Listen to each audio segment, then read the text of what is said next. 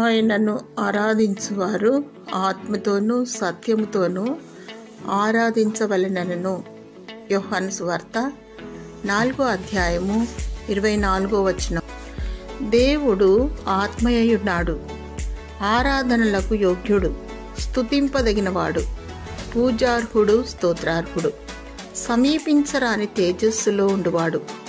ఆయన పరిశుద్ధుడు, ఆకాశ మహాకాశములు పట్టజాలనివాడు, మొదటివాడు కడపటివాడు, ఉన్నవాడు అన్నవాడు, మహోన్నతుడైనప్పటికీ మానవ స్వరూపము దాల్చి ఈ లోకమునకు వచ్చాడు. మానవాళికి రక్షణ, విమోచన, సమాధానం అనుగ్రహించాడు.